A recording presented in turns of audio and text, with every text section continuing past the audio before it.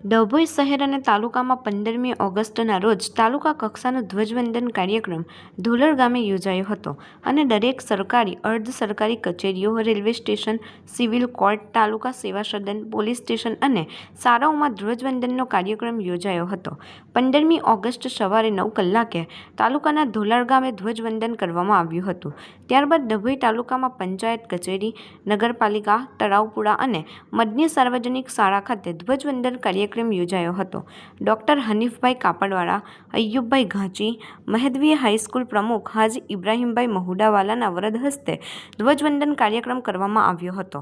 Nobel public school પ્રમુખે માધવાણીના વરદ હસ્તે ધ્વજવંદન કાર્યક્રમ બાદ સાંસ્કૃતિક કાર્યક્રમ યોજાયો હતો।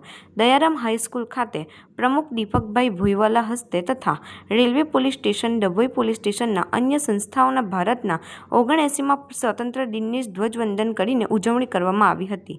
દરેક દેશ પ્રેમીઓને શહીદોને શ્રદ્ધાંજલિ પાઠવી હતી અને શહીદોને યાદ કર્યા હતા। રિપોર્ટર ફઝલ રઝાક ખત્રી, ડભોઈ, ગુજરાત અદ્ભુત ન્યૂઝ ગુજરાતી।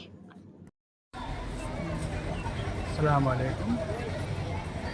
છેલ્લા 5 વર્ષથી ડભોઈ મુકામે બંદી સ્કૂલના દરેક કાર્યક્રમોમાં મારી હાજરી અચૂક હોય છે અને એને પાછળનો હેતુ એ જ છે કે રૂરલ અને ટાઉનમાં વિદ્યાર્થીઓનું થોડું સારું ઘડતર થાય, એમને આર્થિક મદદરૂપ થઈ શકું એવા દરેક વખતે મારા પ્રયાસો હોય છે અને અહીંયા પણ જેટલી પણ NGO ચાલે છે એમાં પણ મારું સહયોગ હંમેશા રહે છે અને રહેશે એવી ભાવના સાથે ખાસ કરીને હું વડોદરા સિટીમાંથી કાર્યક્રમોનો સમય કાઢીને અહીંયા સમય ફાળવું છું।